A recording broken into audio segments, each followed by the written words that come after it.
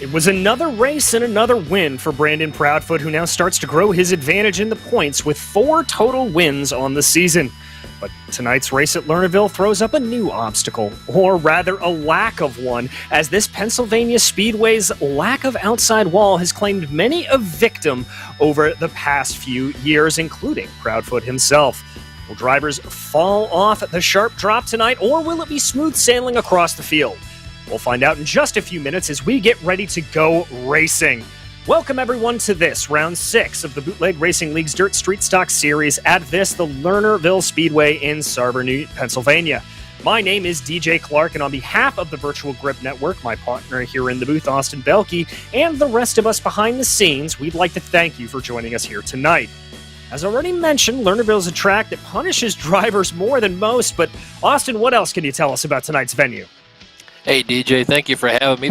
This track is 0.4 miles long. It was originally opened in 1967. It's one of the most popular tracks on the World of Outlaws circuits. Like you said, located in Sarver, Pennsylvania. I expect this is going to be a highline race, and like you just touched on, look at that, folks. There's no wall down the backstretch, so I think we're going to see, yep, just like that, a couple of drivers go right over it, slip slide right off the track, and it's not a good time.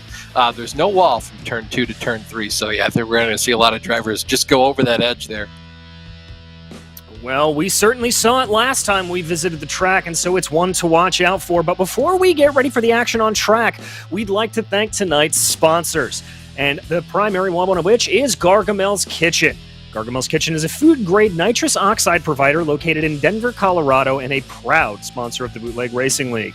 Visit their office at 2045 Valencia Street or give them a call at 720-707-6178.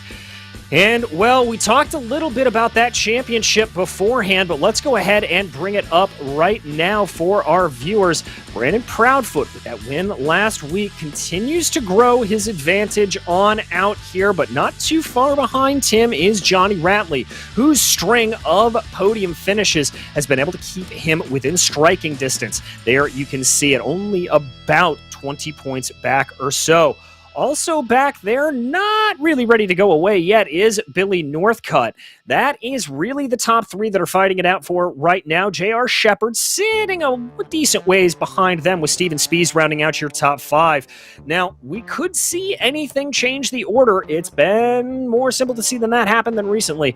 But we will have to see what happens tonight, as Lernerville always seems to throw up a new surprise for these drivers. Now, Austin, what can you tell us tonight for the uninitiated about tonight's race details? Yeah, DJ, I mean, first off, it's a dirt race, right? So there's going to be heat races, okay? And the heat races here, it's going to be really interesting to see which line the leader takes, because it's only a couple laps. We take the qualifying order, and then we're going to leave that the same, okay? Not getting interesting yet. The heat laps, the heats are 6 laps apiece. Okay, and then after that, the top 2 are going to advance to the A main. Then there's a B main. Okay, the B feature, we only take 18 cars to the A main, the feature event. So if you don't make the show, that's really unfortunate. The track state carries over, so that means the track that these guys start on and practice right here advances more as it gets more rubbered in. Then we get to qualifying. Okay, and then after qualifying, we have all the heats, then the B main, then the features. So this track is constantly developing more and more and more, so these drivers have to get used to it.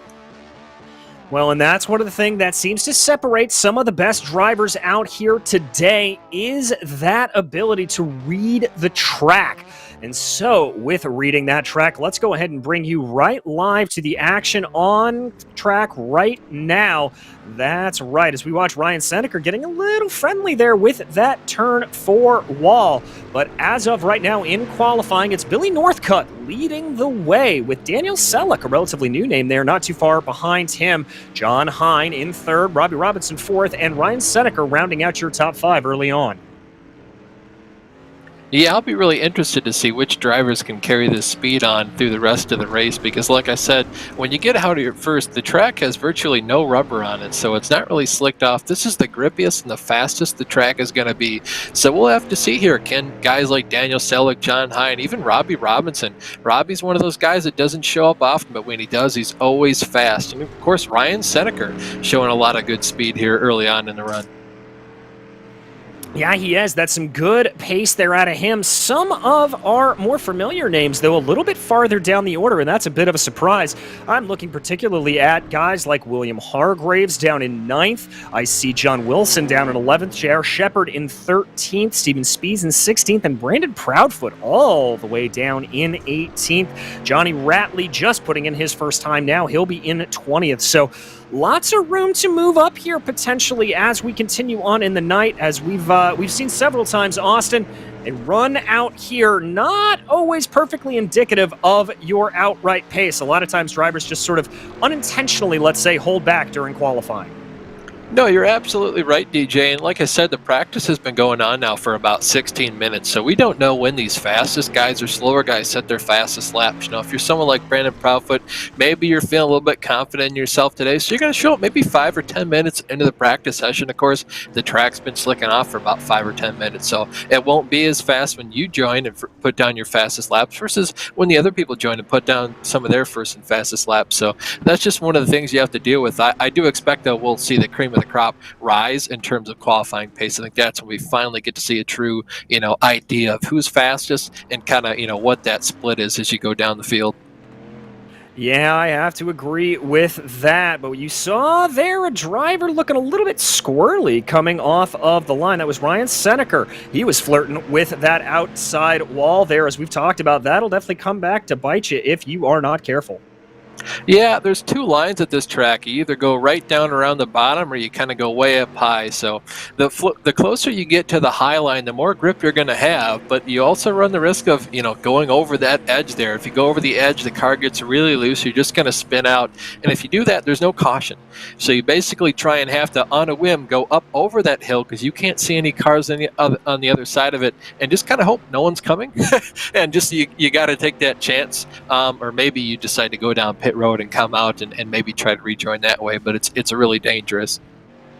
Yeah, it certainly is. So here is Seneker again as he works his way around, just trying to find something, anything there to do, working as much as he can as he now goes here, trying that low line. Now, I normally see the high line being the one that gets run around here quite a bit more often, but perhaps the low line may be the way to go here tonight.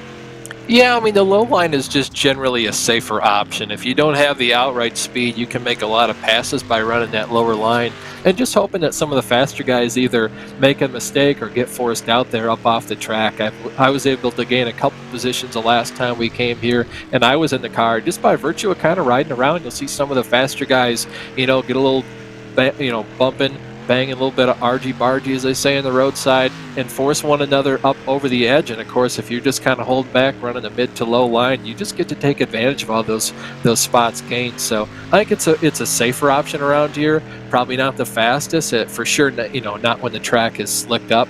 But yeah, I mean, I don't see anything wrong with running the lower line. No, for sure. We'll have to see it. And with the banking around here, I do anticipate a couple of slide jobs being thrown as well, so we'll have to keep our eyes open for that as much as possible. But right now, drivers looking like they're going down here. We follow the 0 here of Billy Northcutt, currently top of the timing charts. Some good runs there for him. He's got to be pretty pleased about that.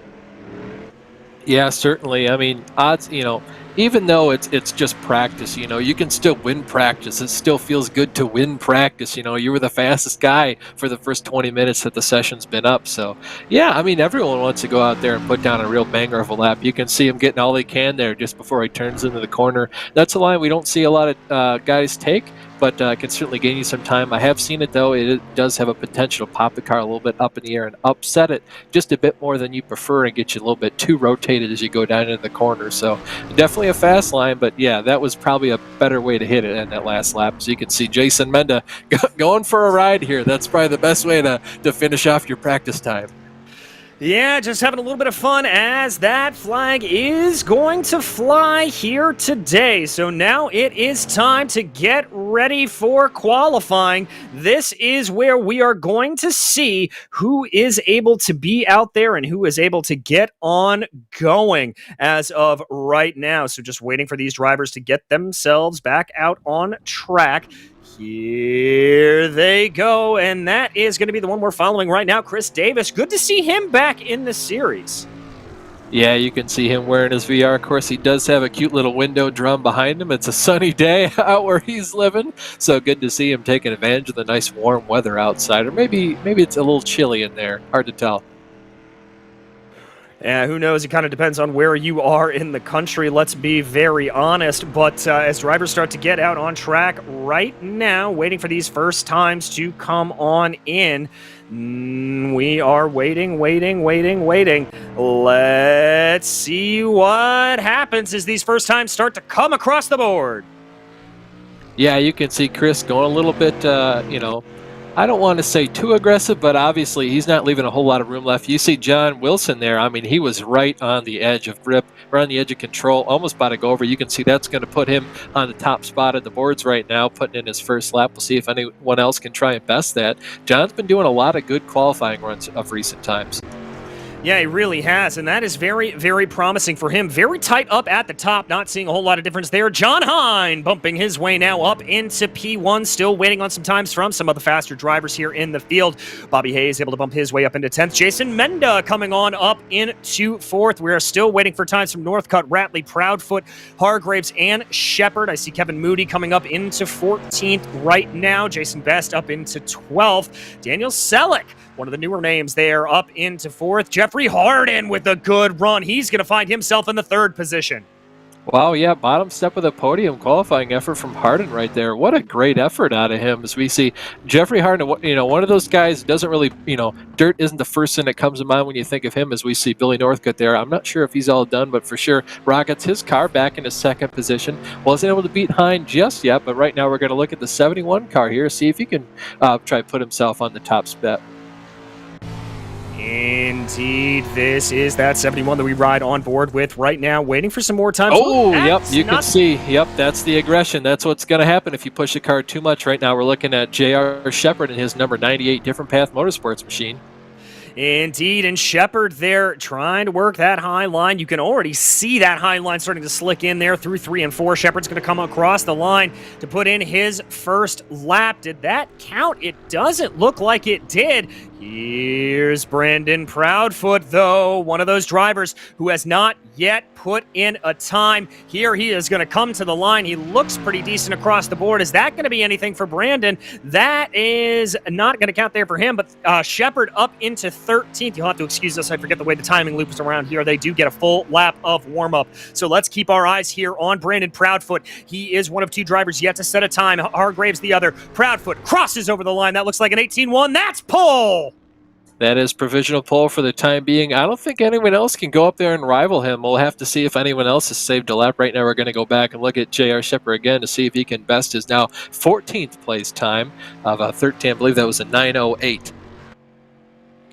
Yes, it was Shepard trying to get something out there, not looking like anything's doing. William Hargraves looking well off the pace there, only able to bump his way up into 18th right now. He has, it looks like, one more lap to be able to try to get something, as does J.R. Shepard, who will be starting in 14th. If he can't do any better, it looks like Johnny Ratley, though, is going to come back out on track as well, trying to get a better time. But here comes Hargraves, not able to get better there through that 2nd sector, but he is able to bump his way up to P5, so a much better spot there for him. Brennan Myers finding the outside lip there. Yep, I think what J.R. Shepard did there, I think he was just being a little bit too under-aggressive, a little bit too cautious there in his qualifying laps. Didn't want to really try the high line. Maybe he spun out too, and that's why he just decided to go low. Of course, he can still make the show. I know J.R. is worried he might have to miss one of these Friday races at some point. So racing for a championship, obviously, but probably not, he might not care too much if he gets on the pole or not. Yeah, exactly. And Ratley now currently 4th. I think he's out here just trying to see if he can prove a little bit. Didn't do any better on that last lap. Proudfoot has all 4 laps in. I think he's just trying to feel things out a little bit more. Looks like Johnny Ratley's going to call that car to a stop right now. So Brandon Proudfoot just trying to work out some new lines here, but your top 5 from qualifying, it's going to be Proudfoot, Hine, Northcutt, Ratley, and Hargraves.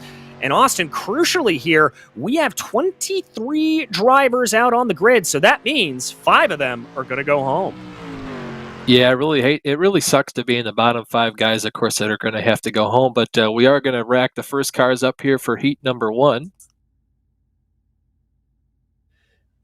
We are indeed, and lining up on the pole position will be Brandon Proudfoot, followed by William Hargraves, and in third place, it will be Dan Selleck. Ryan Seneca is going to line up P4 with Robbie Robinson, rounding out your top 5, followed by Bobby Hayes, and he's going to round out this first heat. All right, so a bit of a battle of the heavyweights here up at the front of this first heat. Hargraves and Proudfoot, they were title rivals last year. Hargraves has had to miss a race or two this season, so he's not exactly in the championship hunt. But Austin, that number 71 machine always has pace here, and I think he may give Proudfoot a little bit of a run for his money. I certainly think so. I'll be interested to see here which line Brandon chooses. I think he's going to want to choose the outside. He was certainly working that in. It looks like he is going to choose that right now. He's going to stay high. So I think that's honestly the place to be right now, but it looks like Brandon is going to choose that high line here going into turn 1. That's an interesting call from Brandon, but we should see it pay out a little bit. We'll obviously get to know. Now, a quick note here. There are outside pits here at Lernerville. This was actually the first dirt track put in on the iRacing sim that included the pit lane to the outside. However, the entrance to the pit lane is off of turn 3, so it's not like we're going to see that mad scamper like we did last time out at Cedar Lake. It's a relatively normal turnoff here. It is a normal turnoff, but you can catch quite a lot of air, and if you're not careful, you would just fly right over the pit entrance and probably get a speeding penalty when you do that. I'm not going to say I've done it personally. I'm just saying I might have, as might have a lot of other drivers. There you go. Well, that iRacing pace truck gets ready to pull in, and it does. Field goes over to Brandon Proudfoot, waiting for him to get on the loud pedal. He does. A little bit squirrely off the line, but a still good jump for him. He's got about a full car length advantage as they dive into turn 1. That's going to be Hargraves directly behind him. That's the number 5 of Daniel Selleck trying to work on the low line right now on Ryan Seneca. Yeah, you can see these guys right now battling. Unfortunately for them, they're only battling for the starting position in the B main right now because only the top 2 are going to advance. What's also really important to note here is that there's no cautions until we get to the feature event. So if you do go off or you get spun out, you need to work as hard as you can to get that car righted and either out of the way or back going the right direction to make sure that you don't get involved in another accident. And you just saw there on your screen Ryan Seneca flirting with that outside lip. Now, that is not uncommon. You can get the right side tires to bust over the edge of the embankment there, and what that does is it kind of bottoms out the car and really, really kills your speed. Bobby Hayes behind him looked like he was going to have a little bit of a move on him, but had to check up ever so slightly. Yeah, I'm glad you mentioned that, DJ. It's one of the things you can do. It's the first feeling you have that you're actually going to go over the berm and actually spin the car out. So, thank you a lot for pointing that out. You can actually see Ryan in his in-car camera in the lower left part of your screen. You can see him working on that wheel right now. If you find yourself steering hard enough left, you'll end up steering right. Well, we've got 2 laps to go, and we've got a battle for the lead of this. This is Hargraves trying to put the pressure right now to Brandon Proudfoot. Hargraves down on the inside. Proudfoot trying to work that car with the momentum line on the high side. They're going to be side by side as they cross over the corner, but momentum is going to favor Brandon Proudfoot as they come out and take the white flag. Hargraves falls back a little bit. Daniel Selleck starting to look a little bit aggressive here as they come down the backstretch for the last time in this first heat race. Is it going to change order at all? Proudfoot now goes down to the inside. Hargraves trying to carry that momentum around the outside, but it's going to be too little too late. That is going to be Brandon Proudfoot and William Hargraves advancing here out of this first heat. Yeah, William did all he really could there. Unfortunately, though, there's just too much momentum on the high side, and Brandon covered it really well by arcing his car down as they both went in the corner, so there wasn't much he could do. Your Heat 1 results are going to be, like you mentioned, Brandon Proudfoot comes home P1, followed by Hargraves, Selleck, Seneca, Bobby Hayes rounds out your top 5, and Robbie Robinson rounds out your field. So that will be Dan Selleck then. That is going to be starting from the pole position in that B main. Important to remember is now we get ready for the second heat race around here. It's another 6 cars. John Hine will lead them off. Steven Spees next to him, and Jeffrey Harden will be third. Matt Shanowski is going to line up 4th. Fantastic qualifying effort out of him, followed by Cody Jones, and Brennan Myers is going to round out your field for heat number 2. All right, well, it looks like here that John Hine is opting to start down on the low side. Austin, what do you think of that move? Honestly, I don't think it's a bad move. You know, as the pole car, you get to choose when the race starts, so John can easily steer down the track, put the power down, and possibly clear Steven as they head down into turns 1 and 2. I don't see that being a bad move, although I think he is going to choose the outside line here. So a little bit of a late move. You know, it's one of the ways you can try to psych out your competitor. You know, John's a smart guy. I guarantee he was probably waiting to the last second to try and catch Steven a little bit off guard there, make him feel a little comfy, cozy. You know, going to start on the outside, and then at the last second, maybe I want the outside. Yeah, exactly. So here they go side by side, and all eyes turn to that number 21 cruise shop machine of John Hine. There goes the iRacing pace truck getting on off the track. Control of the field goes over to John Hine, waiting for him to get onto the loud pedal. Here they go, and there it is! They are off and racing. Again, it's a full car length's advantage there for the leader by the time they dive into turn 1. Speed's trying to hold up behind the best that he can. Matt Shanoski, I believe that's new paint wrap there for him. He's trying to challenge a little bit on Steven Spees for that second and transfer position. Meanwhile, they're side by side in the back between Brendan Myers and Jeffrey Harden. Almost 3 wide. They are 3 wide with Cody Jones on the inside. Yeah, 3 wide there coming out of turn 4. What a fantastic start for Matt Shanoski there. Really take advantage of being in the high line. I do think you're right, DJ. I believe that is a new paint scheme for him. You can see the guys in the back, though, still going after it. 2 wide there, battling for 4th. Exactly, but that's going to be the first victim of the lip, as that was Brendan Myers getting his rear tires off there through 3 and 4. But we've got to turn our attention back up front here. That's Steven Spees. Good diamond off the corner. He's now going to be looking to the inside as they come in through 3 and 4. Yeah, you can see John Hines just going to go a little bit lower than he was used to in order to try cover Steven off, try to take away some of his momentum. Steven, though, wisely backs up the corner a little bit just to get a better run off. You can see right now he's just kind of stalking John. He's going to see where he can get a better run and where he can't. Right now he's just sizing up his competition, folks. Here they go, seeing what Steven can do here. Remember, Steven's a guy that doesn't necessarily prefer to run on the high line. He likes to run low a little bit more, so let's see if he can get down there. Pushes down, nothing doing there. Still a little bit of a battle shaping up there behind. They're going to come across the line here to take the white flag in this second heat race. There they go. That continues to be Steven Spees stalking behind, looking this way and that. Spees going for that diamond exit off of turn 2. We saw him try that before. Tries to get his nose down. Not there quite enough. Goes down now. Very low line for Steven Spees. Is it going to be momentum? Oh, there's a spin in the back. But as they cross over the line, it's going to be John Hine taking the win. It'll be Steven Spees behind him. I think that's Matt Shanoski that crossed over the line with Harden behind him. We got to take a look at this replay because this was a kerfluffle and a half, Austin. Yeah, honestly, kerfuffle is probably the best word for it. You can see Matt Shanoski just is going to over-rotate his car a little bit too much. And, of course, on dirt, it's really hard to steer the car up or down the track, and they just kind of collide behind him.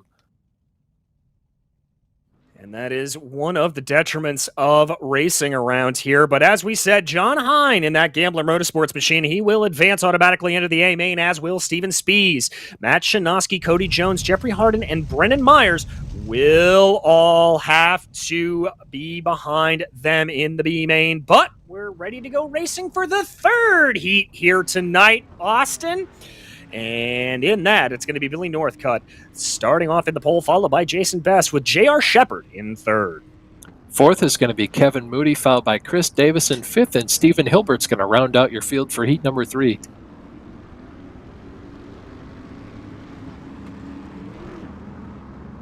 Well, all right, we had our first share of incidents there. As they get around, it'll be interesting to see here if Northcutt decides to start high. He's going to start on the high line, so that prefers to be the best way around here. Yeah, certainly. Even though it isn't as safe as running the bottom, it is the fastest way. And, of course, all these guys, you know, when you're driving race cars, you're seeking that thrill being right on the very edge of grip. And fortunately for us as fans watching, that's right up top. So we can see guys do what Brendan Myers just did in the last heat, maybe go right over the lip of the track there. I think we're going to see about 3 or 4 guys do that total. So that's one of the 3 folks. I think 3 will be the cap, plus or minus. I'm not sure. What are your thoughts on that? More or less, DJ? I'm going to defer. I'm going to go with the over. Why not? Okay. I like it. I like a little bit of carnage in there.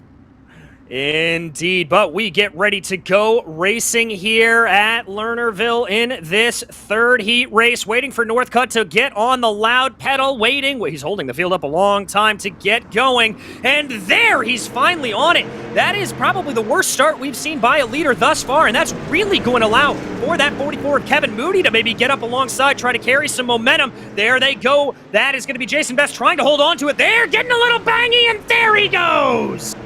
Yeah, really unfortunate there from Moody. He was just kind of up there. I'm not sure what Jason Best figured. Maybe he thought he had a little bit more room to his outside, but yeah, unfortunate there. So that's 2. You might be right there. TJ might be going over 3.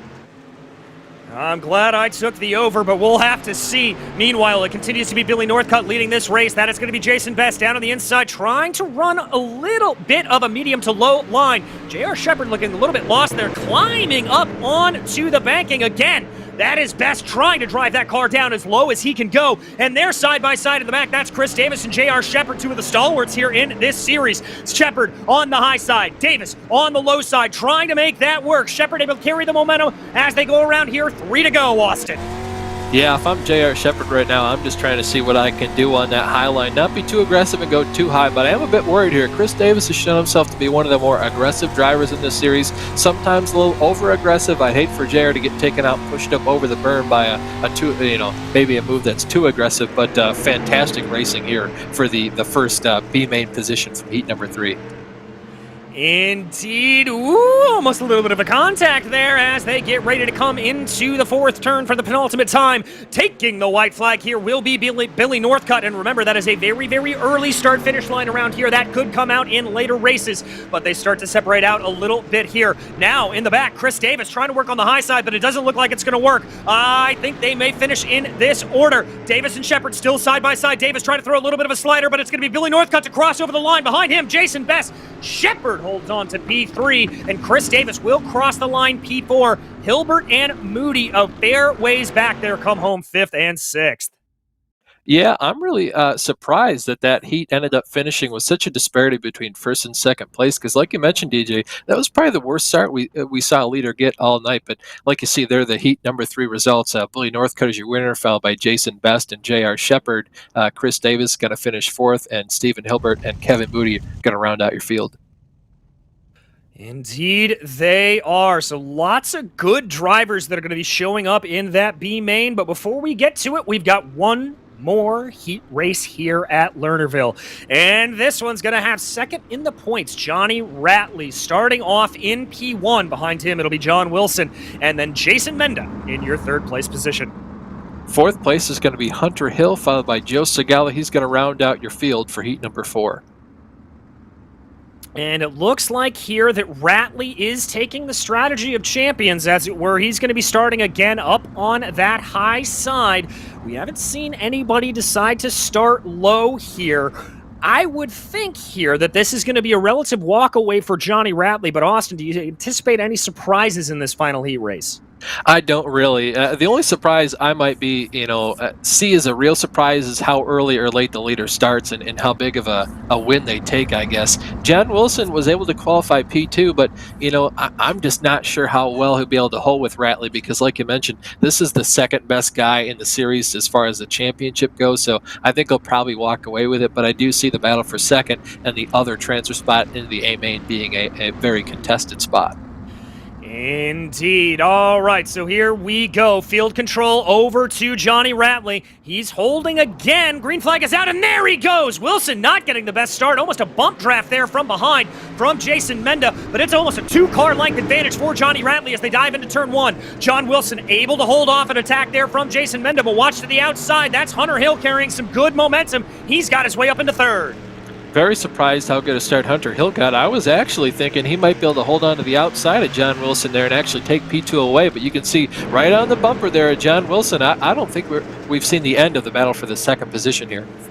No, I don't think we have. It looked like Hunter Hill got up into the dirty stuff just a little bit there, coming through 1 and 2. Better line through 3 and 4. Able to carry some momentum, but Wilson able to slide that car up into position and kind of block him off. We now ride on board the nose of that number 12 machine of Hunter Hill. Jason Menda tried to take a look up to his inside, but nothing doing there. The top 3 starting to separate out here.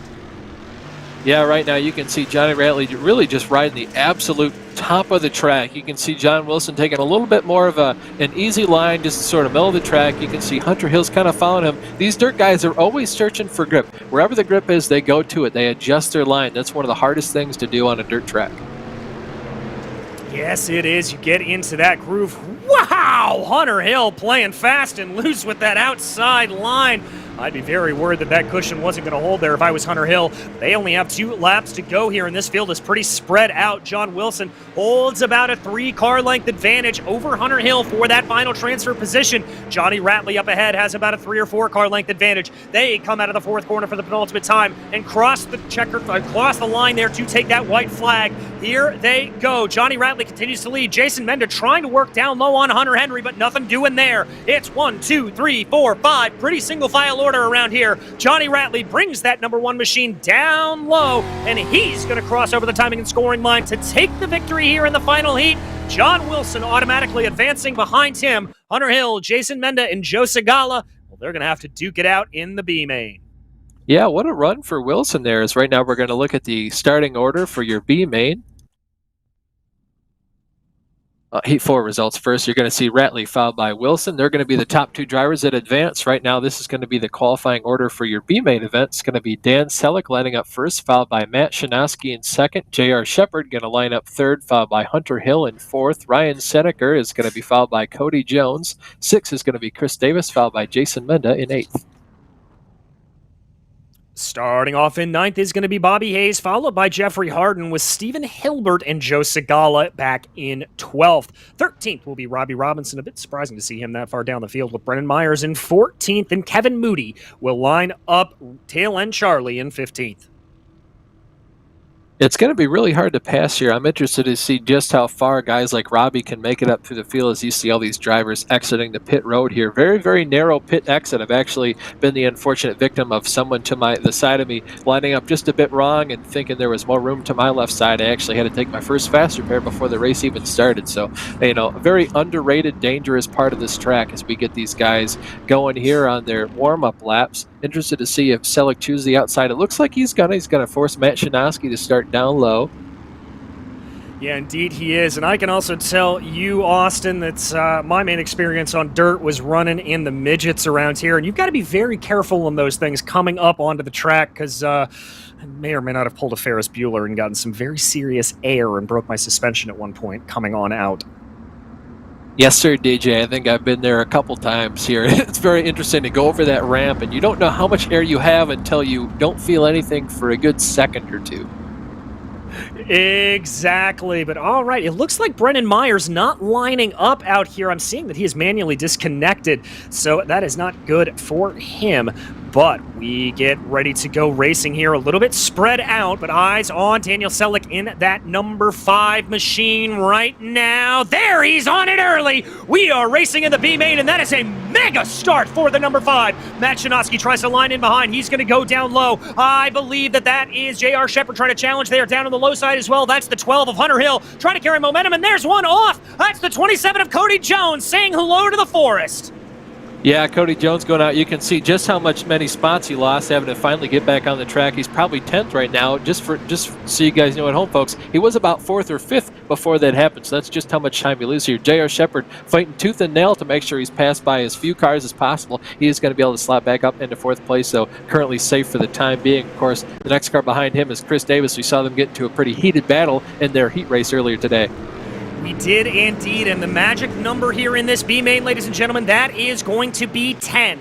The 10th place position will be the last car to advance. 11, 12, 13, 14 will not advance to the A main, so you've got to stay higher than that. But we keep our eyes focused here on Hunter Hill, trying to work around Matt Shanoski. This is for what will be starting position in the A main. They fan out coming through 1 and 2. Yeah, you can see Hunter Hill is absolutely hounding Matt Shanoski right there in the 12 car versus the 94. Matt looks to be the cork in the bottle here. A lot of fast guys lined up behind him, but of course he's racing for his life. The higher he starts, the higher he could potentially finish in the feature event. It's extremely hard to pass here. It's not going to get any easier as the night goes on. And you can see Matt really proving that point right now as these guys, having a heck of a time trying to get around him. Yeah, and you saw just how squirrely all of those drivers got coming off of turn 2, flirting with that outside cushion, hoping that they don't fall on it. J.R. Shepard here looked like he's fallen like a little bit of a stone down on the low side. Momentum seeming to carry everybody else back by him. Chris Davis almost getting in contact there with Hunter Hill. Now J.R. Shepard's going to challenge him down to the inside. They're going to be in a nice little triangle with Jason Mendez. Mendez tries to go high around Chris Davis. Almost loses the tail end, but gets good momentum. Yeah, J.R. Shepard's really going to have to get up into the upper lane right here to make sure he isn't freight trained. He's currently not in too bad a spot. He could currently lose about 3 or 4 more spots before he's at the last car to transfer in. After that, though, I'd want to be very, very careful as these cars come around here because he does not want to miss this feature event and lose all those precious points. You can see Jason Menda almost going over the edge there as we ride along with J.R. Shepard. Keep our eyes focused here, but that purple car out into the distance, that is your leader who has taken the white flag here as he dives the car down into 3 and 4 for the final time. Daniel Selleck now coming across the line. Selleck will take the victory here in the B main. Behind him, it looks like it'll be Shinosky, Hill, Davis, Menda. Cars not advancing by my calculation right now, and this is unofficial. It looks like Joe Segala, Robbie Robinson, Kevin Moody, and Stephen Hilbert. Those are the drivers that will not advance to the A main. Yeah, DJ, I believe your calculations are correct here, and yep, we're going to see that. As you can see, Dan Selleck wins, like you mentioned, followed by Shinosky, Hill, Davis, Menda rounding out your top 5, followed by J.R. Shepard and Jeffrey Harden, who rounds out your top 7. 8th is going to be Bobby Hayes with Brian Seneca behind him, and Cody Jones in 10th, the last car to qualify. As we said, Segala, Robinson, Moody, Hilbert, and Myers all going home here tonight. They will not be ridding up for this A main. A heartbreak there for them, but Austin, that's just dirt track racing sometimes. Yeah, indeed, that is just dirt track racing. How about that drive back from Cody Jones, though? You saw he went over the edge there on the first lap, came back over, lost a ton of spots, and was able to just barely hang on by the skin of his teeth to transfer into the feature event. What a drive from him. And how about Matt Shinosky coming home P2? Fantastic run for him. Very proud of Matt today. That's a very, very good run for him. We are going to cut away very, very quickly here as drivers are out for a 5-minute warm-up, but don't go anywhere. We'll give you a final analysis before the A main here tonight on the Virtual Grip Network. This is iRacing, the world's premier online racing game. iRacing puts you in the driver's seat to experience today's newest form of competitive motorsport, virtual racing, all from your home PC. Race virtually in endorsed series from NASCAR, IndyCar, IMSA, the World of Outlaws, Aussie Supercars and more. Take on legendary circuits like Daytona, Silverstone and the Nürburgring. Join iRacing's global online racing community and get on track today at iRacing.com.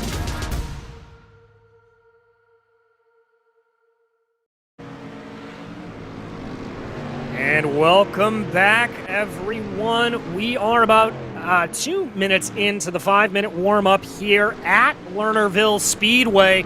Drivers just trying to get a good sense of what the cars are going to be like and what the track is going to be like for our 40-lap A-main event here tonight. Currently, leading on the top of the charts right now is William Hargraves, Billy Northcutt behind him, Johnny Ratley in 3rd, Brandon Proudfoot 4th, and John Hine in 5th.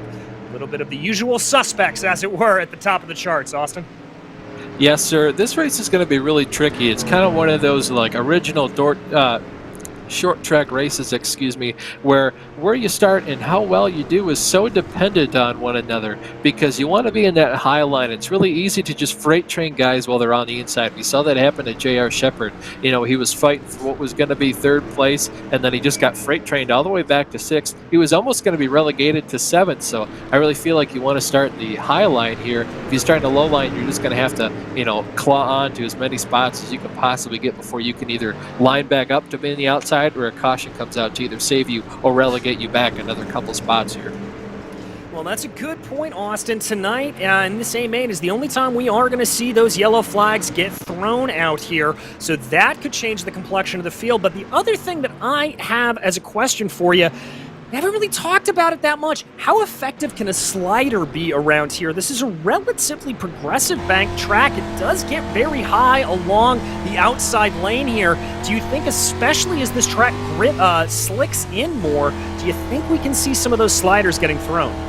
I definitely think we're going to see some sliders being thrown. As to how well they're going to work out, I'm still a bit curious myself. It's really just track dependent. It's, how much the track slicks up as the race goes on. We haven't seen anyone throw some dirt nasty, as you'd say, sliders yet. So I'm really interested to see if they will. As you can see, John Wilson kind of trying out that slider line. You can see bogging down a lot in the center. So I'm not sure they'll be too effective, but I do think it'll be a pretty decent last-ditch effort to try and get a spot or two, especially if you know either a caution's going to come out, or you can tell the guy outside of you either isn't rolling the center of the corner well, or is it being able to put the power down on corner exit very well. So I don't think it'll be too much utilized here, but I'm certainly interested to see it. That makes two of us for sure. A couple of the names a little farther down in the order that are a bit surprising. J.R. Shepard currently running in 10th. That's not where we're used to seeing J.R. John Wilson, though, who's on your screen right now. John is, he's running fairly well. He's running up in 8th. We've talked a lot about John's improved pace over the past couple of seasons. The 613 esports driver of that 75 machine. He'll be on maybe for a good top 10, top 5 here if he's lucky. Ooh, a little bit of a kerfluffle going on in the back there as Brandon Proudfoot got sideways coming through turn 2. But Wilson going to bring it down to park. There is Proudfoot, but that's the checkered flag in the warm-up. Austin, we're ready to go racing here for the A main at Lernerville Speedway. And lining up here are these cars, finally ready to go. Taking pole position to the surprise of absolutely no one. It's Brandon Proudfoot. Behind him, it'll be John Hine with Billy Northcutt and Johnny Ratley making up row 2. William Hargraves will start off in 5th, followed by Steven Spies in 6th. Jason Best will be 7th, followed by John Wilson, with Daniel Selleck and Matt Shinosky rounding out your top 10. Hunter Hill is going to line up 11th, followed by Chris Davis in 12th. Jason Mendez is going to line up 14th, followed by J.R. Shepard. Jeffrey Harden is going to line up 15th with Bobby Hayes to his outside, followed by Ryan Seneker. And Cody Jones is going to round out your field. All right, so some good drivers starting a little bit farther back in the order, looking at Chris Davis and J.R. Shepard. Also, we saw some great pace out of Daniel Selleck during that B main. He may be one to watch. But Austin, we don't like to play favorites here on the Virtual Grip Network, but if you're a betting man, who are you going to put your money on? Honestly, I have to say Brandon Proudfoot. It seems like an easy bet to take. I'll take him versus the field. And I'm not going to say we don't play favorites. It is pretty nice to see Kenny do well when he does show up here on these Friday nights in the car. No, for sure. The only favoritism we show is if you work for us. Yes, sir. DJ, who's your pick, though? Who you got your money on? I'm going to go with John Hine here. We've seen John in a number of series across multiple leagues. He's come back into the BRL in the past couple of races. We've seen some good form. This is one of the best starting positions we've seen from him. And I think that 21's going to have something to prove here tonight. For sure, I couldn't agree more. It's also really nice to see John, come back into the series and do as well as he has. He's one of the drivers that taught me. He's actually taught a lot of the drivers in this series, like J.R. Shepard, Ryan Seneker, John Wilson. He's taught a lot of these guys almost everything they know, so really nice to see him come back. Yeah, exactly. So our picks there will be lining up P1 and P2 with Brandon Proudfoot. Your pole sitter going to be lining up on the outside here. The iRacing pace truck pulls off, and all eyes go to Brandon Proudfoot, waiting on the leader to get on the loud pedal. There's the flag, and here comes the thunder. It's a great start from Proudfoot. He gets away well. Not the best from John Hine. Almost contact there between him and Johnny Ratley behind him. That's going to be Billy Northcutt trying to dive down super low, seeing what he can get done. Oh, but we've already got a yellow out. Yellow on track. Yeah, the contact you saw there between John Hine and Johnny Ratley was just John Hine not getting the best start because, of course, Brandon gets to choose when he wants to start, and John just tried to slide up in front of Johnny to make sure he had the high line. Right now we're going to look at the cause for caution here as the field goes down into turns 1 and 2. Looks like that's going to be William Hargraves just getting a little bit over-rotated there. Yeah, Hargraves getting a little bit over-rotated into that first corner, and because of how bunched up the field was, not a lot of room for anybody to get up and get by him. So that's really going to pretty much neutralize the field. We're not seeing any changes there from your leaders as of right now. There will be double file restarts here until the last 10 laps, and caution laps do not count. So it will be 40 laps of green flag racing. Yeah, one thing I just want to touch on here, like I said, John Hine tried to get up high to make sure he wasn't going to be freight trained on the bottom, and you can see what the Highline was able to do just in the one turn of racing we had. That was going to be Johnny Ratley was able to take P3 from Billy Northcutt. If you remember, those two were originally swapped at the start of the race, so you can see just what that Highline is capable of doing. Yeah, exactly. That Highline does seem to be the way to go around here. Looking back there at Ratley and Northcutt, they were getting very, very dicey, as you said, going into that corner. Well, we are 1 to go back to green here at Lernerville Speedway. So again, it's going to be Brandon Proudfoot starting on the outside, John Hine to his inside. Hine's going to be watching for what that 22 does, trying not to get caught nearly as much napping as he did last time. Proudfoot really backing up the field here, holding them at bay, and now waiting for that green flag to come out, waiting for the power to go. It's a late start for Proudfoot, but there he goes. Hine's able to get a little bit better of a start, but now it's going to be, that is the number 1 of Johnny Ratley starting to poke his nose up there. Ratley flirting with that outside line. Hine gets a little squirrely coming off of turn 2. They're going to be side by side for that second place position between Ratley and Hines, and it's going to be Ratley bringing it on that cushion the best that he can. I think he's got it. Oh, I see a car spinning off in the back. That's Daniel Selleck, who found the outside of the cushion, and it's yellow again. Yeah, a little bit of contact there between Hine and Ratley going down into turns 1 and 2. Almost forced Ratley up over the berm, as we're going to see the cause for caution here. Looks like it's going to be Selleck. I think you're right, DJ. Yeah, I just caught it out of the corner of my eye. Yep, there you can see, just getting a little bit sideways, and those rear tires catching over the edge of that cushion and sending that car up into the air. A little bit of right front damage too, by the look of it. So as we get ready to try this yet again, only a couple of laps here in the books. We haven't seen a lot of green flag running, Austin, but anything you're learning thus far from what we have witnessed? Well, one thing I'm going to learn is that it was a wise move to take the over on the 3 or 4 cars, because we're at 4, so we can't get any more in order for me to stay competitive. If we do get more, you are just more and more correct. I don't think I'm too surprised at which line is doing well. I'm kind of surprised. I think J.R. Shepard has gained about 3 positions in that last restart. He must have lined up. I think he was 14, so it does make some sense. Kind of surprised just what kind of start Brandon got. I'm not sure if maybe he's learned if he doesn't get too good a start, John Hine can't slide up behind him. I think that's a pretty smart move on his part if he thinks John Hine is his closest competition.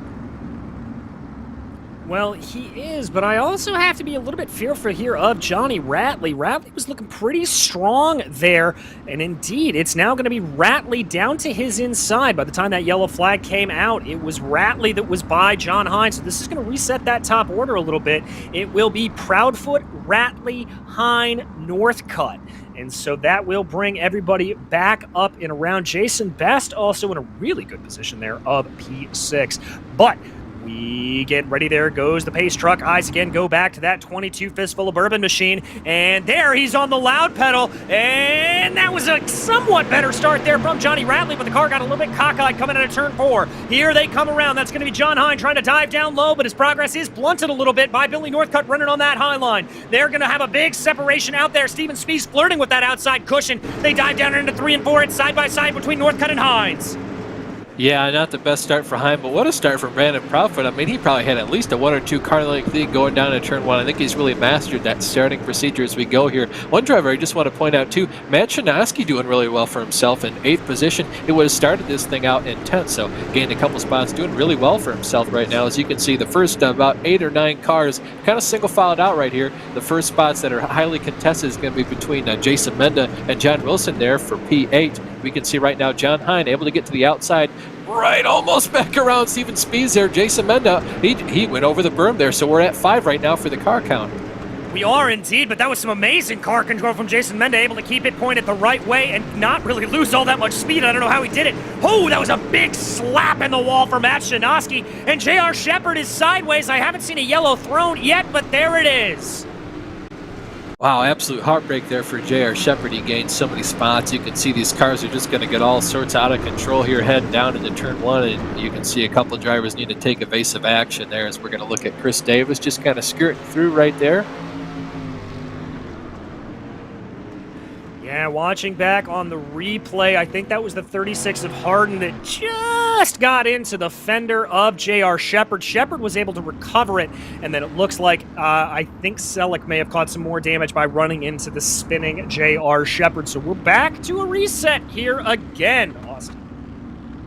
Yes, sir. Really interesting to see where the drivers line up. You can see John Hine going to line up fourth right here, so I do think he's got a pretty good shot of at least getting to probably third. He might be able to take second away from Ratley here if he gets a good enough jump. Of course, it all depends on how good of a start Brandon Proudfoot gets to allow John Hine to get that good a start too, and see if he can try to freight line there Ratley and Northcutt in second, third right now. So we'll have to see how that plays out. Of course, Matt Chinaski gaining another spot, but might mean he loses one or two because he'll be on the inside line here. DJ, how's it looking for our picks here? I think we chose probably the two best drivers. Just depends how they get cycled out on these cautions and restarts. Well, your pick of Brandon Proudfoot is, well, doing what Brandon Proudfoot does, and that just continues to lead this race. John Hine obviously shuffled back 2 positions as of right now, but I have to agree with you. It looks like the outside lane is the preferred starting lane. The only real hope here that Hine can have is maybe he can get a little bit of an overlap on Johnny Ratley in front of him, who's got to start low. But struck poles off to the side, and again we watch Brandon Proudfoot in that 22. There's the jump on the field. Hine didn't, I think, at the start he wanted, tries to get the crossover on the number 1 of Johnny Ratley, but Ratley's able to hold him off. They're going to be multiple wide as they come on through here, and that's going to be John Hine back up into third, carrying that momentum around the outside. Behind him, Northcutt tries to dive it down low. They're all running the high side. Spees, Davis. Oh, we've got a big kerfluffle in 3. Yeah, that was the big one here, folks. No one went over the berm, but you can see a lot of guys almost did. You can see, I think this was caused by Steven Spees just getting a little bit too overzealous here, and he's going to check up. But no, he wasn't overzealous at all. I think the 47 at best just tried to back out of it. You can see that just checked everyone up behind him. That was probably 3/4 of the field in that single wreck there. You can see them all try to get themselves sorted out. Sort of like a synchronized spin there, let us yes, call sir. it, as they all go around. All right, so lap 10 here, or lap 9 rather, 9 of 40 in the books as of right now. They are ready to re-rack again. This is Harden who got caught up in it. Yeah, you can just see those drivers coming into the back. Oh, that was a ride. Wow, that's Definitely quite the barrel roll from him. I do want to say on our picks, though, DJ, it is your fault for letting me pick first. Had you picked first, I can almost assure you fans at home, DJ would have picked Brandon Proudfoot. So next time, don't let Kenny pick first. You're very right. That's exactly what it was. The even money bet is always on Proudfoot. But we re-rack again here. So at the front, we had a little bit of shuffling. Really only John Hine now moving up into third position. Now he'll be starting on the inside. So it'll be interesting to see here behind him if that 00 of Billy Northcutt then in turn is able to get past Hine again, where if Hine is able to block off that momentum and hold on to the third place position, because what we've seen thus far is it's always the outside lane that seems to get the advantage. For sure, DJ. I think the one thing John Hine did do on that last restart is just steer his car down towards the track to straighten his exit as much as he should have, and I think that's why he was just barely cleared by Johnny Ratley there going down the front stretch. I think they made a little bit of contact just to say, hey, I don't like what you're doing. I wanted to get around you like you got around me. Indeed, but we're ready to go green again. Oh, Northcutt caught up on the cushion. He catches Spees. They're able to keep straight, but that's a huge checkup for Billy Northcutt. He's going to find himself well back in action, and John Hine is now securely into third. They work their way now out of turn 2. It's a little bit of a hornet's nest behind. That is Menda, I believe, down to the inside. Best. Davis getting some good momentum on the outside. He's going to touch Menda, or Best. Best is able to hold it together, but he touches Hargraves. Hargraves get down to the outside wall. No caution is thrown yet. I think he may be just clear off track. They keep racing here at Lernerville. Not the 47, but the 45 car this time actually made some contact with Matt Chinaski. I think he forced him into the outside wall. We're going to see a replay of that right here. You can see the 45 just going to sort of dive the car in here. You can see the 47 getting a little bit too over-rotated, going to hit the 71. You can just see the contact between the 45 and the 94 there. So we're going to go back to live action here as Johnny Ratley tries to hunt down your leader, Brandon Proudfoot.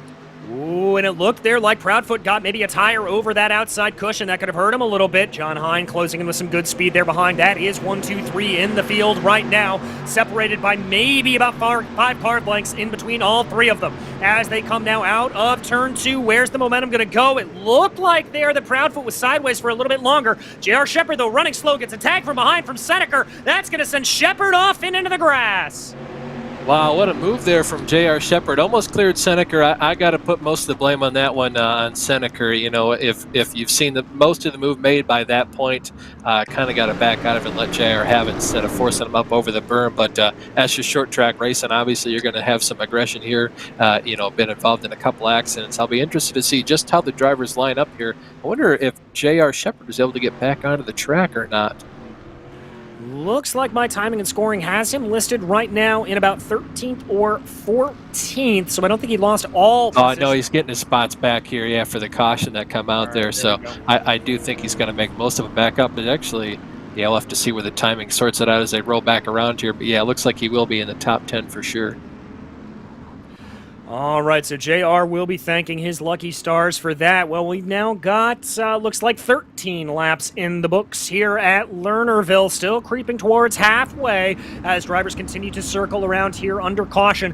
1 to go. Up at the front, there are no changes. Proudfoot continues to lead from, from Billy Northcutt. I can't talk today. From Johnny Ratley down to his inside. That's going to be Hine behind him and Northcutt as they get ready to go here. Waiting for Proudfoot to get on the loud pedal as that pace truck has pulled off here. Let's see if it's a clean start for everybody on it early. Ratley, that's the best jump I've seen him have thus far. Looked like John Hine got swallowed up a little bit. Billy Northcutt able to take some good lines up around the high side. They're all going to dive down now into turn 1. Everybody looks clean. Steven Spees looking a little bit sideways. Very, very close up in the front. Spees is going to be able to line back into position. Hine's trying to challenge Northcutt for that P3. Yeah, Hine trying to take that low line here. He's got to be real careful to make sure he isn't going to be freight trained by the cars behind him. Making some contact there with Chris Davis as Chris tries to get to his outside. John says, no, I don't think you're going to. I want to be freight trained like everyone else has already done that to me. I want to freight train people again. So currently we're going to be lined up single file for the first 4 cars. You can see Chris Davis going to really push it down to the bottom, try to do a slide job. Isn't going to work out here. The cars are packed too tightly together right now. Yeah, indeed. You could see him basically just trying to back out of it the best that he could. Steven Spees looking to the inside of Chris Davis. These two getting into each other a little bit again. They now go single file as they come into turn 3 here. 16 laps in the books at Lernerville. Looking out the back right now of Chris Davis's machine. Steven Spees trying to look this way and that to see if there's any angle to get by. He's going to dive down a little bit lower, seeing if he can trap Chris Davis. Maybe create a little bit of a pick between him and that 71 in front of him. But nothing doing there. Excuse me, the 21 in front of him of John Hine. Davis continuing to stalk behind. Proudfoot continues to lead. Certainly, yeah. Steven's just trying to make sure he can take up. Oh, wow, contact there. 2 cars up in the wall, I believe, on their lid. Yeah, it's going to be J.R. Shepard. I think Jason Best flipping down the front stretch.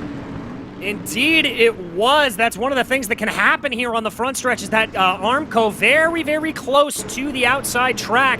We jump back to check out the replay here. This is Jason Menda, who was a front row passenger to it. Yeah, there you can see that is Best getting flipped, J.R. Shepard getting flipped, and Menda going for a ride. Yeah, I think what happened right there is Jason Best just had a little bit too much wheel into it going down the front stretch, tried to correct, ended up putting J.R. Shepard and himself up into the wall. They did a little bit of a sick wall ride there in skateboard terms, came back over and did a couple roly-polies there down the front stretch. So really unfortunate there for those drivers. Of course, you know, J.R. and Jason Menda there, you know, involved in something that wasn't their own doing. You're going to see Jason Best just gets on that berm, gets a little bit loose, and it's going to force J.R. up into the wall. And of course, nowhere for the cars behind him to go, and he's just going to tumble down the front stretch there. I think that might be his day done. I'm not sure he was able to get the car moving after that. And yeah, he's currently in the pits, so it doesn't seem to be a lap down right now, but I can't imagine he'll stay that way, although luckily for him, laps under caution don't count, so he might be able to salvage tonight. Might indeed, as we are on lap 18, so 2 away here from halfway at Lernerville. We saw a good run there of Green Flag Racing, but we get ready to go green here again. That order up front Well, it's the second row that keeps changing at this point, with Northcutt now starting to the inside in P3, Hine on that preferred line of P2. Behind him, Chris Davis down low in 5th, and Steven Spies up in 6th. Both of them have looked very threatening here today, but there goes the pace truck, and now eyes go to the 22, waiting for him to get on the loud pedal. Hine almost giving him a little bit of a bump as they go. Now they're on it. Sideways there was Northcutt. Wow, that was very close there for John Hine, getting sandwiched in the wall in between himself and Johnny Ratley, but they're going to keep going. I think Hine may have the momentum here. He's going to try to get a nose past Ratley. Oh, he is clear. Contact, though. Contact. Wow, that was incredible there. I'm not sure how either of those drivers saved it. I'm surprised John Hine didn't go over the backstretch wall there. Johnny Ratley barely able to clear himself. Gets up into the wall, though. Got to do a sick wall ride down the front stretch. Saves the car, though. John Hine contact again. Almost forces Ratley up over the berm. Backs out of it wisely. Steven Spies gets into him. More contact. That's going to be Billy Northcutt, I believe, getting the wrong end of the stick. He's going to line up, I believe that's 6th or 7th right now, just being swallowed by the pack behind him. Don't look now, though. Here comes, I believe that's going to be William Hargraves making a comeback here. He is indeed. He's all the way up into 7th, and I don't know what. Look at him! Oh, wow! My God! I don't know how he held onto that car. He was riding that thing over the grass and somehow able to keep it together. He now tries to work down to the inside of Northcutt. They're going to be 3, almost 4 wide as they come out. Tries to get that car up and over, but there's just not enough momentum as of now. He's going to keep working the low line. Goes down low again. That is Hayes. He's trying to get around. He's already passed Northcutt, but Northcutt's able to get the Spies on the outside. That's the 47 of Jason Best that he's trying to clear now. He's not going to be able to get it, but this is the only driver really able to make that low line work even somewhat remotely. Certainly, yeah. I mean, that is a very gutsy move there. That's clearly, if you ain't first, you're last mentality right now. Just trying to get everything he possibly can out of that car on this track. Unfortunately, just a little bit too slick down there for him to put the power down and get off the corner and able to take advantage of that shorter way around the track. So you can see first 5, 6, 7, 8, 9, 10, almost the entire field, I think, is single file right now. At least everyone on track at this point. Yeah, everybody, it looks like they're starting to calm down here as we are over halfway at this point. We're right on board with Chris Davis. He's still trying to catch up to that 55 of Steven Spies right ahead of him. You see all the drivers just taking slight variations on the high line. No yellow out here today. Looking in the back, Hargraves still trying to make that low line work, and it's not going out. Here comes Davis trying something new.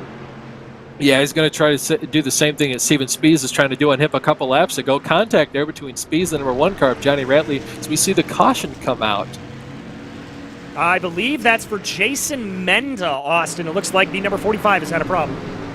Yeah, I just saw him cross back over the track there out of turn 2. I think he's going to go over the berm here. Oh, no, contact between the 36 of Hardin and the 27 of Cody Jones, and Jason Menda, unfortunately, just nowhere for him to go. Tags Cody Jones with his right rear and spins himself up over the berm. So caution actually there for Cody Jones. I don't think Jason would have brought the caution out, but I'm not too sure where iRacing considers the race track to be. Yeah, nor am I. Well, the important thing to keep in mind here is we are on lap 25 right now, and once we cross over 30, it's single file restart, so the drivers will have to remember that. But up front, finally got a little bit of change in order. It's Brandon Proudfoot. Now, we assume, going to be starting to the outside. John Hine to his inside. Johnny Ratley is going to be in P3. And don't look now, but it's Steven Spies up 2 positions to be starting off in P4. We've seen some good things out of that 4th place car. Maybe the 55 can do something with it here. Indeed, I'll be really impressed if Steven's actually able to make a whole lot of positions here, put himself in P2. Like you said, DJ, Steven's not one of the most comfortable drivers with the high line, so he's really having to put it all out there and showcase his talent here. Usually he's a low line guy, but unfortunately that progressive banking here, it gets steeper and steeper the higher towards you get towards going over the curb there and just ruining your race here. So Steven has a lot to gain here if he does it right. Indeed he does, but the pace truck getting ready to pull off here, and again, we've said it a lot tonight, but eyes fixed towards that 22 fistful of bourbon machine. Brandon Proudfoot ready to get on the loud pedal, and there he goes. Hines tries to keep up with him the best he can, but the car gets a little bit sideways. He's able to at least slide into line. They're still side by side behind him, though, between Ratley and Spies. Ratley diving down on the low side, as is Chris Davis. Spies looks like he's got the momentum. He's going to be up into 3rd place. He's got great speed here. He's going to stick up on the high line there, maybe a little bit of a bump to John Hine as they make their way out of 3 and 4. Davis looking a little bit squirrely in the back, but he's able to keep it together. Yeah, Speed's able to take really good advantage there, starting fourth. I was surprised Johnny Ratley didn't get freight trained by the cars behind him. Fortunately for him, though, Chris Davis is kind of low behind him, and then the 36 car, I believe that might have been, or yeah, the 36. No, Bobby Hayes and the 13 behind him was also a little bit too far back in order to take advantage of it, and try freight lane Johnny Ratley there. So Ratley getting pretty lucky there, as we see Chris Davis going very low on the track, followed by William Hargraves there in the number 71 car. Contact though between Hayes and Davis there in the 13 and the 7. Yep, that didn't hurt them too much. They're able to keep a pretty close battle here going. Hargraves poking his nose down to the inside, but we have got to keep our eyes focused here on this trifecta. This is the battle for P1. Brandon Proudfoot leading John Hine, leading Steven Spies. Spies trying to carry as much momentum as he can around that high side. That was Hine trying to be a little bit defensive. I think he caught out Spies there. Look at that slide, able to catch it. And behind him, Johnny Ratley now looks to threaten as a triplet becomes a couplet, and there's a yellow out here. And Austin, it is right at the 30-lap mark. I believe this will be a single-file restart. I think you're right, DJ. We're going to see the cause for caution here. I'm not sure who gets sideways. Yep, that's going to be Jeffrey Harden getting a little bit too sideways and going to stop on that wall. And unfortunately, I believe this caution came out because he was too close to the pit exit. But we're going to see right here another replay of that. Yeah, so watching it here, little dink in the back, that's the 47, and Harden just kind of gets freight trained and plowed into there, and so he'll go off and on by. Yeah, just unfortunate there, over rotation for a couple cars. I'm really impressed, though. Steven Spies able to take advantage of starting on that high line. John Hine, though, able to slot back into second. That really paid him dividends as he's able to hold on to that second position. I think we are in lap 31 here, so definitely single file restart here, like you mentioned there, DJ. Last 10 laps, folks at home, restarts are single file, so John Hine definitely thanking his lucky stars. Yeah, exactly. He's not going to be having to start on that unpreferred low line. But does this actually breed an advantage here to Brandon Proudfoot? Does he not now have to worry about an attack from P3? This is really going to change things up around here. For those unfamiliar with iRacing restart rules, you may pass another car. It might be double file here. Yeah, I guess if it's on 30. Lap 30? Yeah, lap 30. Yep, right, that'll do it. Yeah, throw everything I just said out of the window, and we're ready to go double file racing here. It's going to be Proudfoot to the outside, Hine to his inside. Behind them, it's Steven Spies and Johnny Ratley in that P2 position. Bobby Hayes also all the way up into P6, so good job for him. But here we go on the lap pedal. It's Proudfoot, but Proudfoot almost spins it. There's contact there between him and Hine. They're all able to escape, but oh my goodness, that could have been disaster. Yeah, Steven Spies there definitely getting the rough end of the stick there. As you can see, Davis trying to make contact with Spies. They go down the backstretch. These guys are still bumping and banging off each other. So we see Johnny Ratley trying to make contact with John Hine to get him a little bit loose as they enter the corner. More contact behind him. That's going to bring out the caution for sure, DJ. Yet another kerfluffle there in turn 4. It just looked like one of the cars got sideways and nobody else had anywhere to go. Looking there at William Hargraves, dives it in. Ooh, a little bit of net code there with Billy Northcutt. That's Hayes collected, Menda, Best, Seneca. Lots of guys just caught out there on that one. Yeah, definitely. Netcode is the cause for concern there, and the reason the caution came out there for Billy Northcutt. Fortunately for him, though, he doesn't lose all his spots because it goes off the last timing loop before the caution. You can see Hunter Hill there. What a drift as he went off track, was able to gather it back up with a little bit of help from the fence. Hopefully they didn't damage his suspension too much before he came back out onto the track. No, hopefully not. So now we know for sure, Austin, that we will be going single file. Yes, sir, DJ.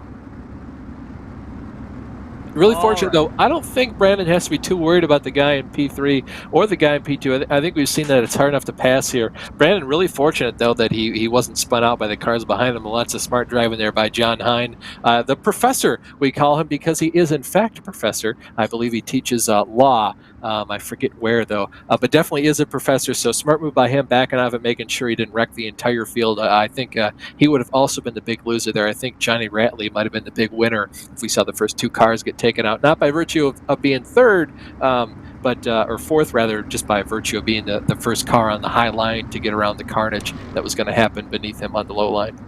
Indeed, as we now get ready to go back racing here, single file under green, 9 laps to go here at Lernerville. It's been a bit more yellows than we are used to out on track, but these final 9 laps could prove decisive. We saw Proudfoot get a little bit squirrely there off the restart last time. He'll have to hope he doesn't have the same problem now. All eyes on the 22. There he goes onto it, and that's a great start from Johnny Ratley behind, but he gets a little bit sideways. It's going to be behind, able to hold on to the position as of right now. They dive their way in through turn 1 and 2. It's a pretty decent lead of about 2.5, 3 car lengths for Brandon Proudfoot. Behind them, we ride on board with Steven Spees trying to close in on Johnny Ratley for that final podium position. Yeah, apart from the seats and the fans in the stands, this is probably the hottest seat in the house right now, Steven Spees. He's been the one driver able to get consistently really close to the drivers ahead of him on the rear bumper. You can see almost able to barely sneak to the outside of Ratley there, taking a little bit of a low line. I would expect Steven Spees to kind of try to get Johnny Ratley loose here in the last couple laps. You're the last driver to get an interview on the podium. I'm a little surprised to see Johnny dive it low like that, but there goes Steven on a contact between the two. They're both able to keep it pointed the right way, but it's going to be Steven Spees down to the inside carrying momentum. They are parallel as they dive in through 3 and 4. There's that slide job we've talked about, but Spees gets it wrong. Contact between Ratley and Davis, and it's Spees coming out on the top side. He is up into 3. Honestly, for a moment there, I was almost speechless. I figured for sure Steven was not going to pull that off, and then even when he did, the contact between Ratley and Davis was going to make contact with Steven Spees and spin all 3 of them out. I don't know who would have finished third at that point. Maybe Bobby Hayes. I don't even know. We're going to see a replay, it looks like, right now of what just happened there. Yeah, it was indeed there. You see Davis getting that squirrely look, and that just allows for Spees to be able to move his way up forward.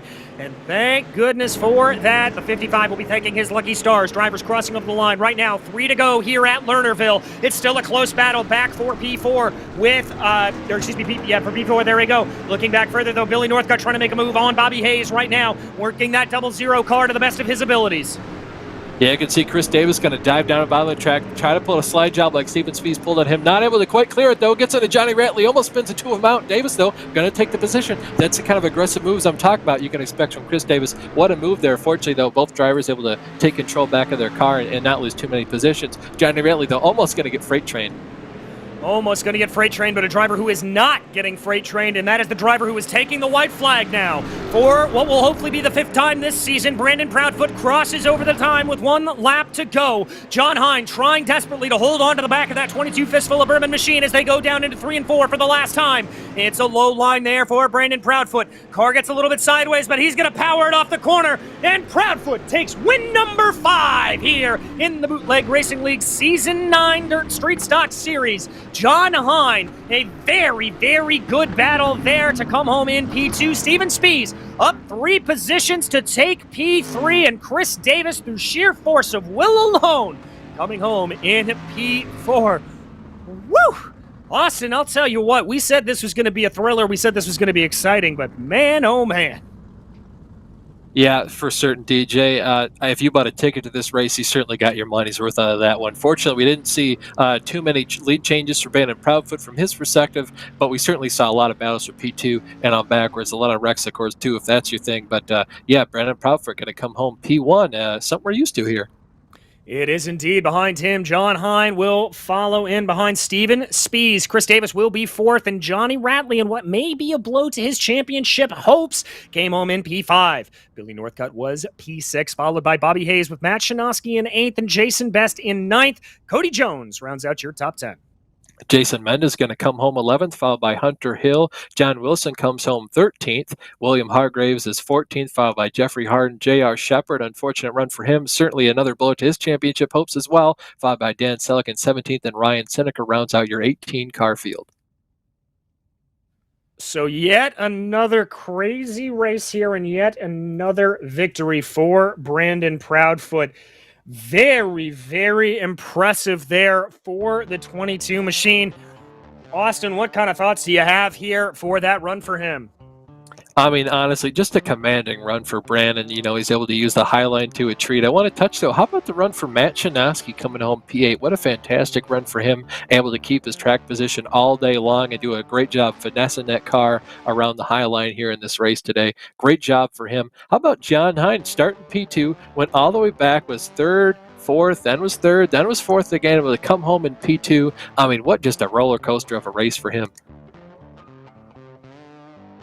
Indeed it was, and as we wait for the drivers to get ready here, we're going to do things in reverse order here today, and that means first off, we will talk to our third place finisher, Steven Spies. Steven, that was a heck of a run out there for you. I feel like you got to be sweating pretty hard right now. Yeah, I'm worn out, that's for sure. I can appreciate that.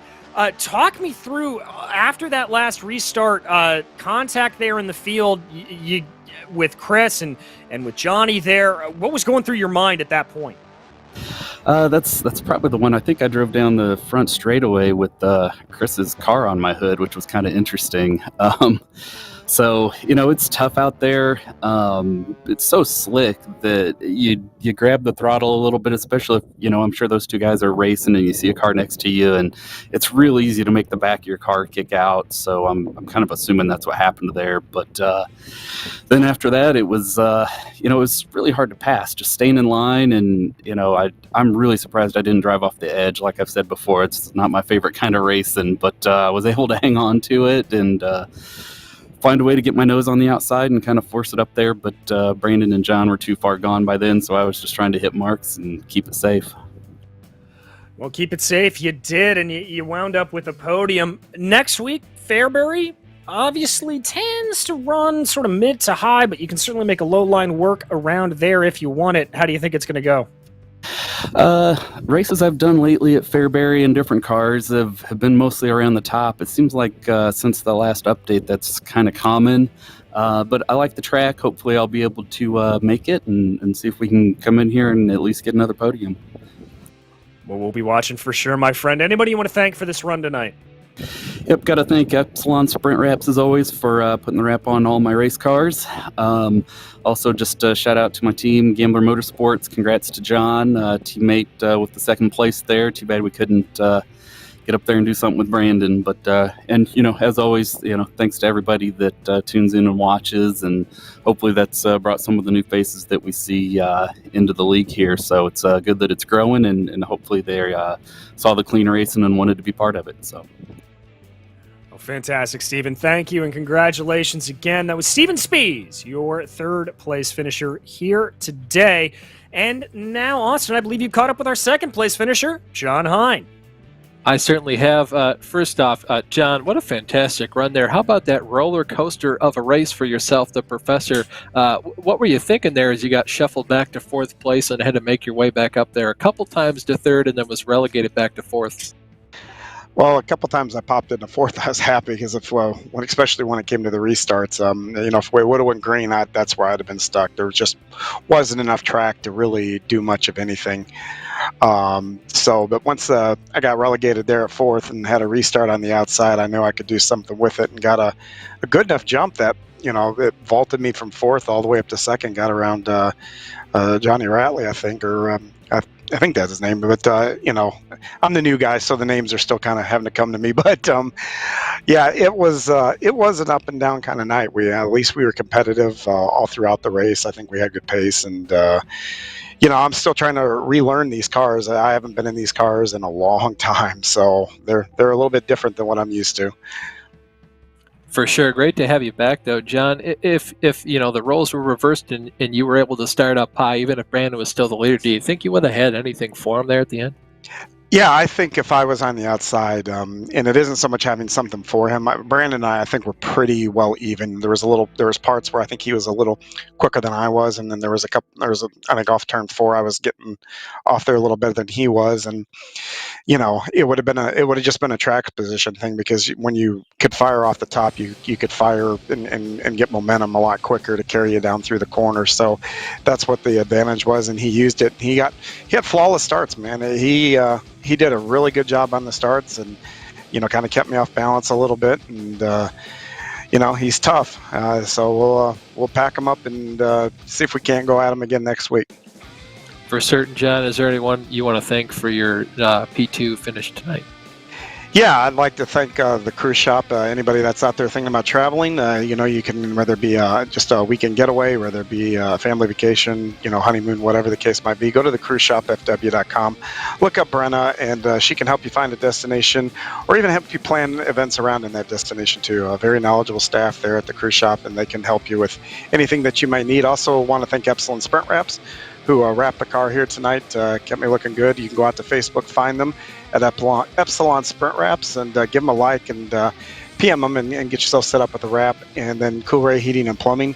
It is coming into the winter season, and if you're in the Atlanta area, give those guys a look up. They got same-day service or next day, one or the other. So you know what? If you got a problem, they can fix it quick, and keep your house warm.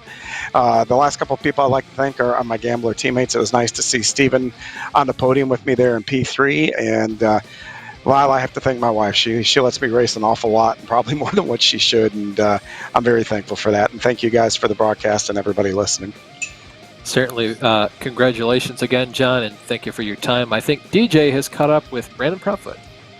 I have indeed. Brandon, another race, another victory. But that one, you looked like you were under a lot of pressure there for most of it.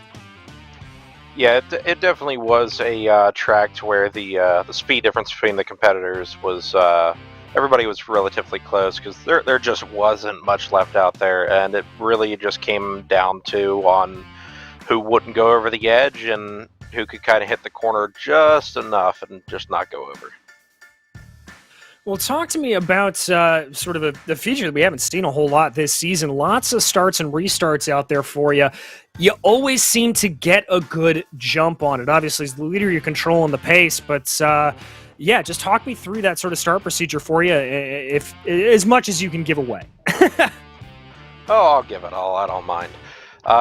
For the restarts, rule number one is never fire in the same spot, because that guy that's running second, third, fourth, your first three rows that can visibly see, or even row 4 and 5 if you have virtual reality headset, you're trying to look at that leader, see when he fires, because the second the leader goes, you can go. If you're going at the same spot, everybody's going to try to anticipate, everybody's going to get a little antsy, or might be some pushing going on. So if you can kind of stagger your starts for one restart, you might pick the same spot or maybe go just a blink or two later and just kind of stagger your starts. That'll usually help you to try and get off on those better starts and keep your enemies on their toes. Well, all right, then. I'm glad I'm not on camera because I was feverishly scribbling notes during that to maybe help myself. But obviously, you pulling ahead here of Johnny Ratley in the championship. Things are starting to look good in that regard. But we head to Fairbury next, a little bit of a different track. What do you think conditions are going to be like around there? I think it's going to be pretty unique. Fairbury, much like Kokomo, there's a good amount of embankment on the outside, but there is a lot of just no man's land from middle to bottom. There's not much embankment to help you as you get down towards the bottom of the track. So much like here at Lernerville, it's where the top is kind of favored, but unlike Lernerville in the same sense, Fairbury has a wall, so you got something to bounce off of and possibly even damage your car for next week. But here, you might just go over the edge and lose a few spots. So a little bit of an advantage to running the top next week, but a little bit of danger there as well, just a little bit different from this week. Well, I know I'm waiting for it with bated breath, Brandon, but you know how it goes. Anybody you want to thank for the run tonight? Of course, fistful of bourbon, winners get whiskey, baby. Shuttle Tire, Polaris RZR, Vision Wheel, Next Level Racing, Saint Racing Fabrication, Chris Leone Motorsport Shop, Law and all the guys that do the league and everything that happens in the background. Another great car count. A lot of cautions tonight, but that's just Lernerville. You guys here at Virtual Grip Network for doing the broadcast, and everybody that's roots me on, family, girlfriend, and friends, and anybody on the broadcasts. Well, thank you, Brandon. Folks, that was your winner here tonight and still championship leader, Brandon Proudfoot. And, well, everybody, that's about going to wrap things up. Let me try that again. That's about going to wrap things up for us here on the Virtual Grip Network. But before we go, we'd like to once again thank our sponsor for tonight's event, Gargamel's Kitchen. Visit their office at 2045 South Valencia Street in Denver, Colorado, or go ahead and give them a call at 720-707-6178. On behalf of Austin Belke and the rest of VGM, we'd like to thank you for joining us here tonight at the virtual Lernerville Speedway. The next race for the Dirt Street Stock Series, well, that's going to be Fairbury. You heard us mention it. It'll be Friday, November 12th at 7 o'clock Eastern Time. And the next race on the channel, well, that will be the BRL Grand National Series tomorrow night at Myrtle Beach at 8:55 Eastern. We'll be back next time for that race at Fairbury. This has been a production of Skidder Creek Motorsports Group and the Virtual Grip Network. And until we see you on the track, thanks for watching.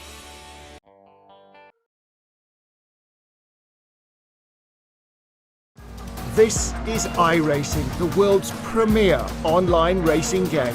iRacing puts you in the driver's seat to experience today's newest form of competitive motorsport, virtual racing, all from your home PC. Race virtually in endorsed series from NASCAR, IndyCar, IMSA, the World of Outlaws, Aussie Supercars, and more.